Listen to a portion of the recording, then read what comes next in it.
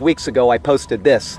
In today's living world, there were over 7 billion chances to prove evolution in humans. All failed. Add in animals and you're in the trillions. Epic fail. There is nothing in the archaeological record to substantiate even the slightest hint of evolution occurring anywhere in any form of life.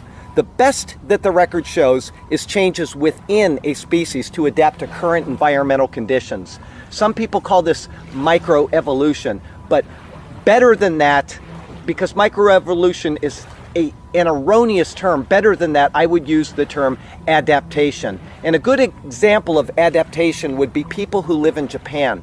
My father was stationed there in the 1950s in the US Coast Guard, and when he was there, he'd get onto a bus and he was a head taller than all of the people that were there. 30 years later, in the 1980s, I went to Japan. I spent 6 years there, and I'd get on the bus and all of the older people were about a head shorter than me. But all of the younger people were as tall as I was, and some of them were even taller than I was. And all of this was the result of a better diet. By the time I got there, McDonald's had moved in and they were all over the place. So the rice of the previous generations had been replaced with the Big Mac. And all of the people adapted accordingly. But there has never been any evolutionary development in Japan by those people or at any other time in the record of archaeological history.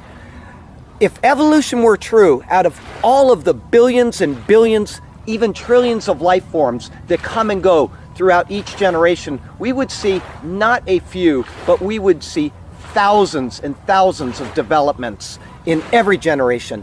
But none have occurred, not even one. At the top of the ladder is and always has been man. And every new baby's smile is one more nail in evolution's already well-nailed coffin. And in the end, a faulty premise equals a faulty conclusion. The order of the creation is as it was because it is the way that God ordained it to be.